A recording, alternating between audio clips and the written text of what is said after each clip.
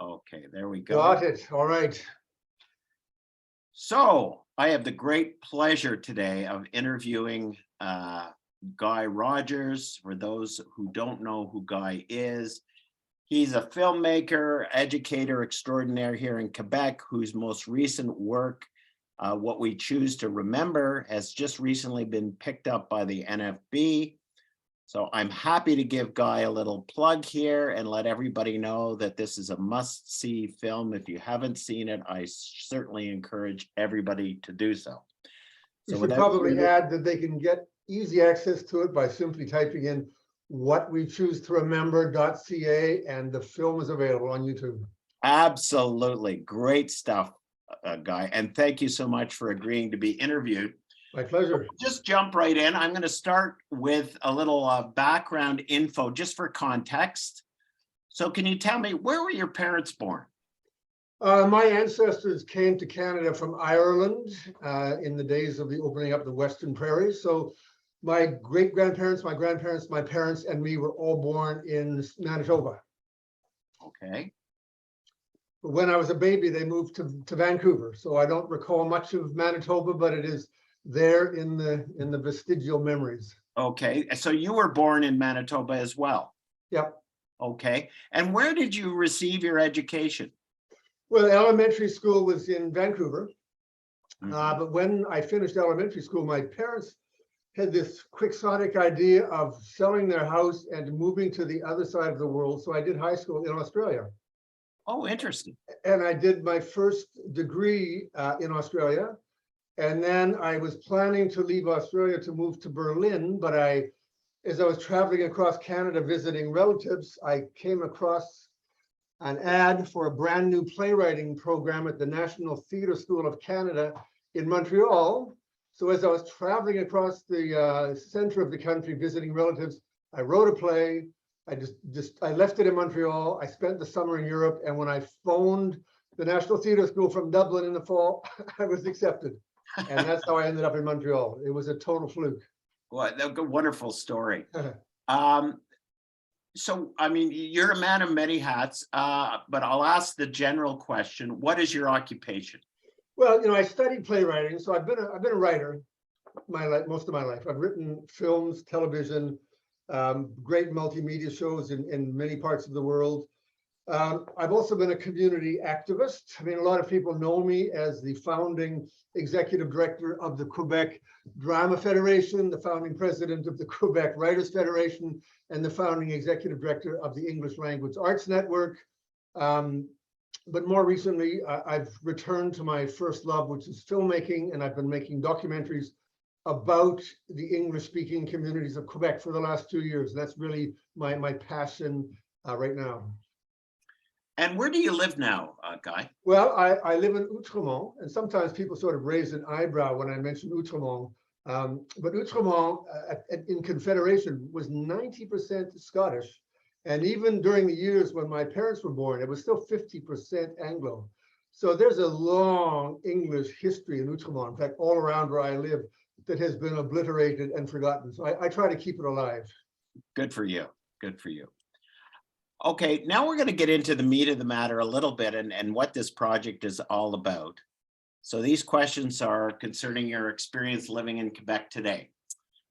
So I'll begin with a very simple question. The question is simple, the answer not so simple. What is the best thing about living in Quebec? When I first arrived in Quebec, I was heading for Berlin, and I was learning German, which, as anybody who's studied German knows, is a very difficult language. So from the beginning, I've loved the multitude of languages, and I really adored French. Like from the beginning, it just seems so much easier to learn than German.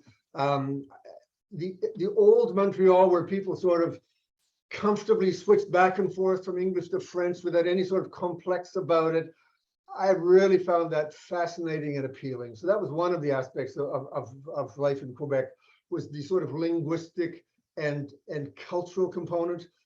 But I also really appreciated Quebec because as a young artist, Quebec has a real love of and respect for artists. whereas in other places you're respected if you're rich or famous. Quebec has a tendency to respect people simply for engaging in the craft of making art. And certainly when I was younger and neither rich or famous, not that I am particularly rich or famous now, it was always a place where you could feel comfortable living as an artist. Not to mention the fact that there was decades of economic stagnation, which meant it was also much more affordable to live here than New York or Toronto or, you know, a lot of other places which were artistic hubs. Describe your relationship to Quebec in a single word. You know, I'd have to say gratitude, because, you know, I arrived here as a 26-year-old, very much uncertain of what I wanted to do with my life or even where I wanted to live. And Quebec opened a lot of doors for me, and it's been very good to me. So I would say gratitude. You know, I've been happy to spend my life here for many reasons. Fair enough. Where do you feel most at home in Quebec? For example, in community based on language, culture, profession, or geographic location? Well, you know, I guess like most people, I feel comfortable around people who are like-minded. So for me, that means people who have an interest in the world, in connecting people, you know, and making the world a better place. So, you know, I tend to hang out with artists and community developers and people who are concerned about quality of life rather than money, I guess, to put it bluntly. People who are concerned with quality of life. But I've had the good fortune to visit almost every region of Quebec, and there's just so many beautiful places in Quebec where, you know, I could feel at home, but I spent most of my time in Montreal, and I still think this is one of the great cities in the world. I can't disagree with you on that one, Guy. Okay, moving on. How would you define a Quebecer? And do you think the official definition of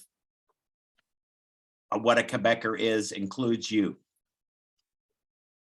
Well, I have a fairly technical definition of Quebecer, which is somebody who lives here, works here, pays taxes here, is invested in living here, raising their children here. And I felt that that definition was shared by a lot of people for a number of years. More recently, I'm not sure that that very broad definition is shared by everybody. You know, I remember when I hadn't been here very long, my first sort of unofficial recognition as an honorary Quebecer. I was at a party and I was speaking French. My French was very basic at the time, but I was speaking to some people in French. And later in the evening, one of them started sharing this song that she loved. And so to make sure that I didn't fail to appreciate the full beauty of the lyrics, she started translating it for me. But the song was by Leonard Cohen, and she started translating it into French, seemingly forgetting that I was an Anglophone. And that really made me feel, wow, I mean, I know she's drunk, but nonetheless, this makes me feel like I'm part of the gang and that I'm welcome here. And, you know, I have had experiences like that over the years. But, you know, I spend probably far too much time reading comments on the websites of Le Journal de Montréal and Le Devoir.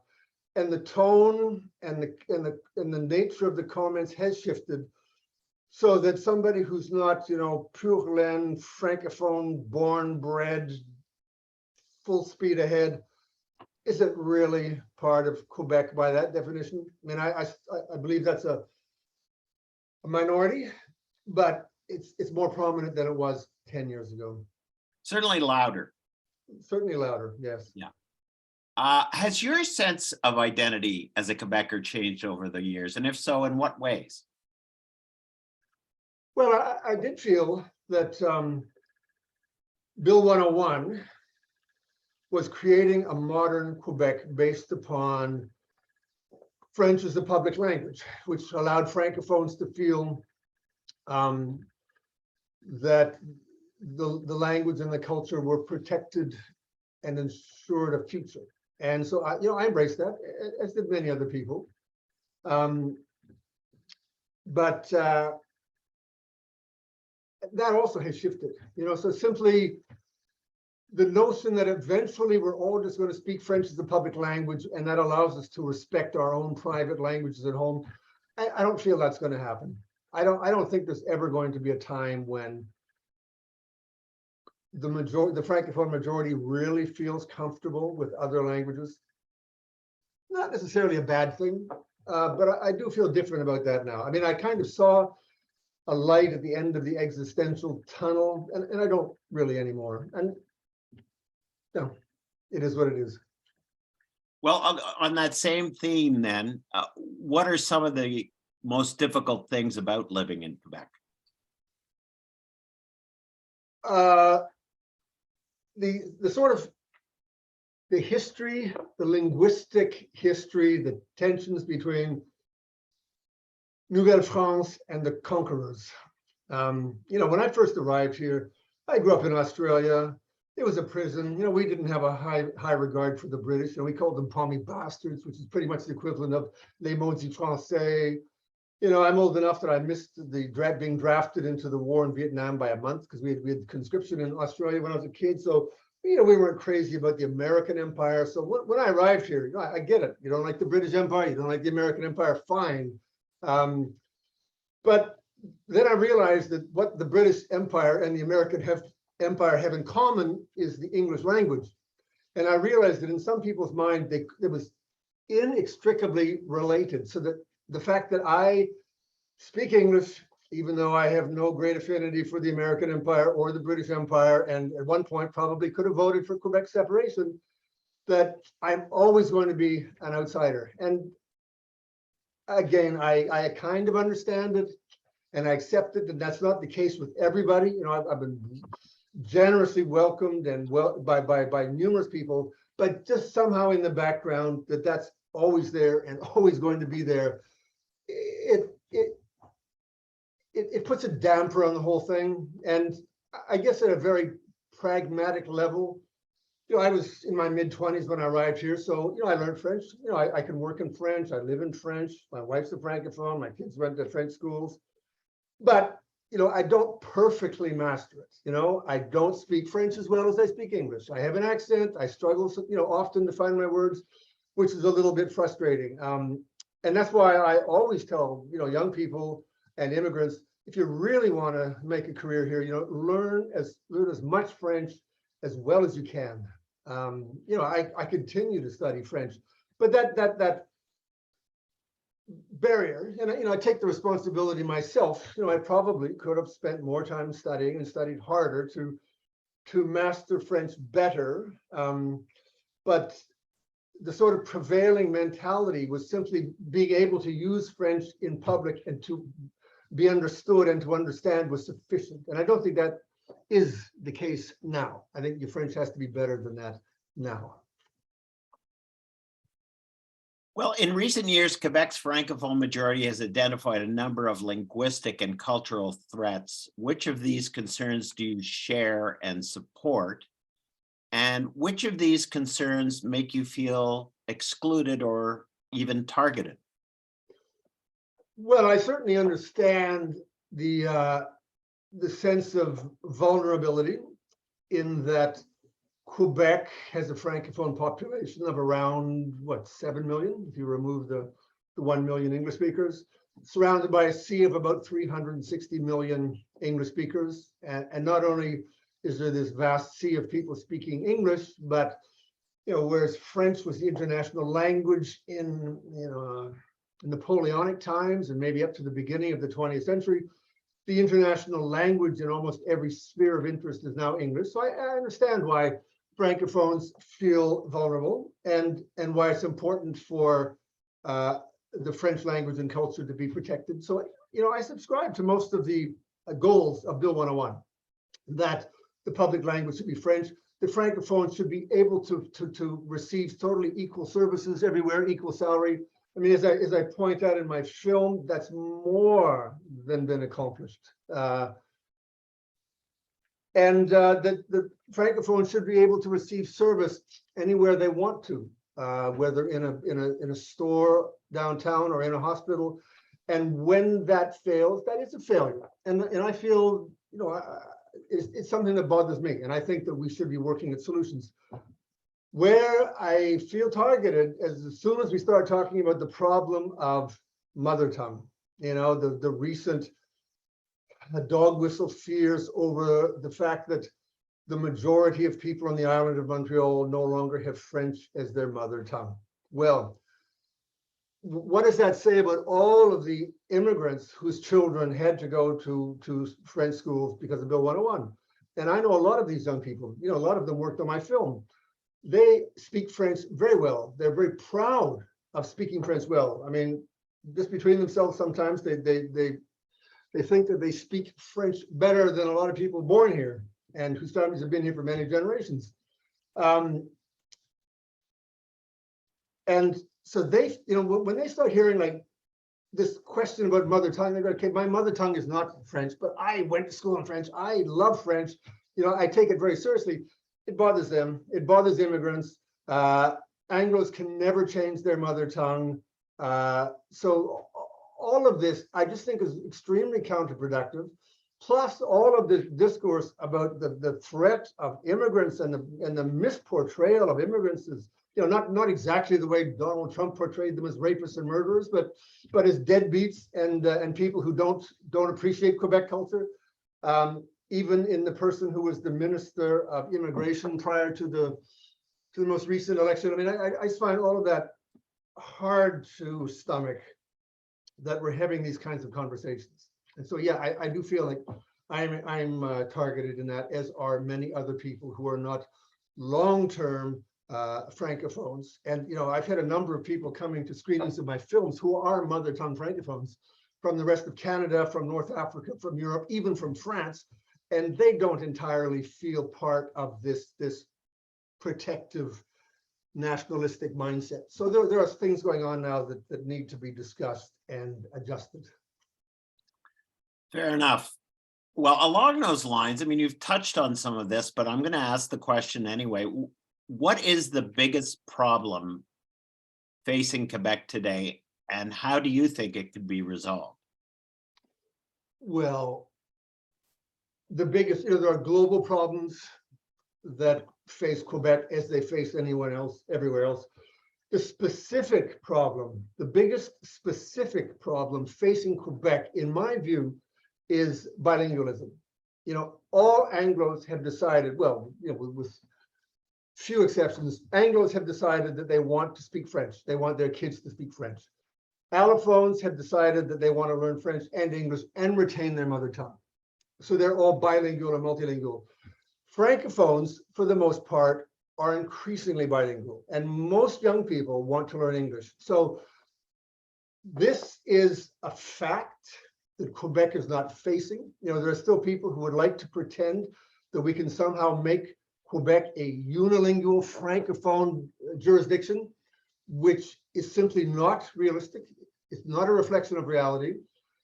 The reason that bilingualism is a problem for Quebec is that linguists are fairly certain that when there are two languages in competition and one language is dominant over the other, the weaker language will cease to exist within a fairly short period of time. So there are good reasons why people who want to protect the French language and culture don't want Quebec to be bilingual or multilingual, but that's a bit like saying, I don't like winter.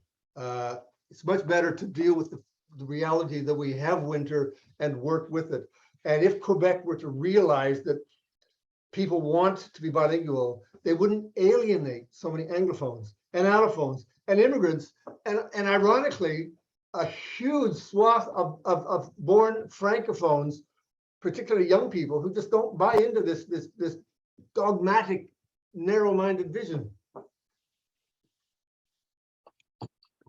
Very well put. Now, I'm going to ask a question, Guy, that you suggested actually, and that I found very effective, and I know you did. On a scale of 1 to 10, indicate by a show of fingers, how strongly do you feel that the joys of living in Quebec outweigh the challenges? But as you know, in my film, I ask people how strongly they felt they belonged in Quebec. And if that was the question, I would give an unequivocal 10. You know, I feel I belong here overall. But in this question, on balance, my answer would not be 10. It would be more like I'd say about 7. I'd say that's about the balance of the bad, the good over the bad. Okay, is there anything else you would like to say about your sense of identity or belonging in Quebec? Well, as you know, I've made a number of documentaries about Anglos in Quebec, and I've been screening them. I've been touring them around Quebec, and I've had the opportunity to talk to all kinds of people. So again, if anybody wants to see the documentary, the feature-length documentary, which is available on YouTube, they can see it at whatwechoosetoremember.ca. But what I have seen is a community that was really of people who were committed to Quebec, were feeling proudly part of Quebec, were feeling that they had contributed to building this modern, prosperous, peaceful society that we are part of, and are feeling rejected and betrayed. And I don't believe that is the intent of the government, but that has been the outcome. And I'm hoping that the government and the people who are responsible for public opinion are going to realize that some very bad signals have been sent out and some very bad decisions have been made, and that we can dial it all back, and that in 5 or 10 years, you know, this will have been some sort of an unfortunate blip on the long, fraught linguistic battlefield that we love and sometimes hate. Well, on that note, the official interview is now over, but I'm going to keep recording, Guy, because I want to pick up on some things that you referred to that I either hadn't thought of in a long time, or I simply want to express myself and have a discussion with you. One of them being your initial support of Bill 101, which I was a very strong supporter and still am, of the principles of Bill 101. And it was framed in such a way by visionary leadership that it, for me as an Anglophone, I found it much less threatening, easier to buy into than it's being framed now by the technocratic and pragmatic and cunning leadership we're witnessing. Do you feel the same way? Of course, I do. And you know, I've thought a lot about the differences between Bill 101 and Bill 21, which is not really linguistic, but comes out of the same place of insecurity as Bill 96. And I mean, I wasn't actually here in the 70s, so this is something that I only know through conversations and through reading. Right. But it is something that I have studied quite extensively. And you know, Quebec was a very different place at the time. It was coming to terms with itself, coming out of a time in history when there were sort of 3 pillars of identity: religion, race, and language. And race was was something that was generally spoken about. You know, there was a Scottish race and there was a French race, and people talked about race in a very different kind of way than we do now. But the notion of race, of a race of people who came from France and became the founders of Canada or Quebec or Nouvelle-France, or, you know, however it was termed at the time, was quite common. So there was, once after the Second World War, it was no longer possible to talk about race in the same sort of naive way. So that pretty much went out the window. Then the focus was on religion and language. But as we know, Quebec rejected religion en masse. You know, not unanimously, but en masse in the 60s and 70s. And so religion no longer became a common unifying factor, which brought it down to language. So in the early days, when the perception was that Anglos spoke only English and Francophones spoke French, language was a way of distinguishing the 2 tribes. Although the more I study this, the more it becomes clear that many, many Anglos were already bilingual. You know, 25, 30%, who knows? But that was not the perception. But in the days of Bill 101, there was sort of a feeling that language could be an identifier, and we protect the language and the culture, and that would ensure the future prosperity of French Quebec, or French Canada, as it was known at the time. But as more and more people speak French, then that becomes meaningless. That becomes a meaningless distinction. You know, simply speaking French no longer identifies anybody as anything. It's just a tool. Yes. Which is why the intellectuals who are trying to protect this historic language culture are trying to find some sort of unifying element. And at the moment, what they're sort of grasping after is this sort of mother tongue. Yes. Because that, for the time being, excludes Anglos. So I guess it will always exclude Anglos. I mean, anybody who by definition calls themselves a mother tongue Anglo will never be a mother tongue Francophone. Although even there's a growing number of people who cannot simply or neatly determine whether they are Francophone or Anglophone because they've grown up in a totally bilingual, or multilingual, multicultural environment. But they're still a relatively small group. So and as allophones increasingly master French, that even that mother tongue, you know, we're going to have all these people who are mother tongue Francophones, but they're not part of that historic group. So they're going to have to come up with a new distinguishing feature, or embrace a broader definition that includes more people, rather than, you know, compartmentalizing and dividing to an even, you know, more granular degree. Yeah, absolutely. I couldn't agree more. You know, it's very interesting. I look at my own past as, you know, I grew up in Quebec until I was 26. I lived in the plateau right at the height of Levesque coming to power. All my neighbors were Francophone.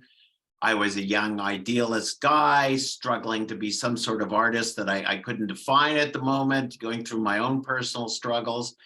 And in the middle of all of that, suddenly I got an offer for a job in Ontario and left. So I left at a snapshot in time, and I returned at the end of my so-called defined career in 2017 back to what I perceive to be a relatively quiet, more pragmatically minded Quebec society where everybody was just trying to get along. And then a year later, the apple cart, in my mind anyway, was completely turned upside down by Legault being elected, and of course raising all of these questions that existed in the snapshot that I left came all rushing back again. And it was you know, what's the term that Yogi Berra was, deja vu all over again, you know. And it was, to me, it was regressive. I found it very, very regressive that we had, it had slowly moved forward in many micro ways, but in a macro way, we took a giant step backwards and, you know, opened up the can of worms that is Quebec. And I don't regret moving back. I'm glad I'm here. It's always going to be my home. It's my ancestral home. It's where I feel comfortable communicating, working, involving myself. But I just, I felt so disappointed that we had to have this conversation all over again, you know? Well, you know, I think there are two ways of understanding what's going on here. One is that the CAQ, Legault and the CAQ, not so very long ago, were kind of a joke party. You know, nobody took them seriously. They were not separatists. They were not federalists. They were just fence sitters. Yeah. And nobody took them seriously. And when they got elected, nobody was sure where they were going to go, what they were going to do. Would they be socially progressive? Would they be conservative? But one thing that Legault realized was that he had the opportunity to seize the identity dossier and crush the Parti Québécois and drive the Liberals back to their last bastions of defense on the island of Montreal. And that was accomplished. Yeah. You know, so in terms of political science, we'll be analyzing this for ages, you know, how Legault recognized that opportunity, seized it, and accomplished it. Now, having won his election and having created this little red island in the middle of a blue sea, he and we are faced with a problem. And I think that the CAC understand that. I think we all understand that. Now, the question is, what are they going to do about it? So that's part of what's going on here. So I think it is partly circumstantial and partly a transitional piece of politics. Mm-hmm. At least that's the way I see it. The other thing that's going on is if you're following global politics, you know, everywhere from Brexit to, you know, let's build a wall on the southern border in the US to anti-immigration movements in across Europe. Yeah. What's happening in Quebec is not unique. I mean, Absolutely we've had a not. lot of changes. We've had a lot of immigration. You know, there's this replacement theory that the global population wants to invade all of the old white, you know, countries and replace the population. And so I think we also need to understand Quebec in that context of, of a population with a history and an identity feeling threatened by just purely normal 21st century technological and immigration factors. Which is why, you know, I think that we need to identify some of the real problems and seek some real solutions instead of just going back to the old identity language, you know, narrow-minded things, Absolutely. which does not solve any problems, and it just creates opposition between people who would like to be part of the solution. Yeah, very, very well put. You articulated my thoughts for me. Thank you very much. I'm going to end this here. But I want to keep you on the line because I wanted to talk to you about some personal stuff. Sure.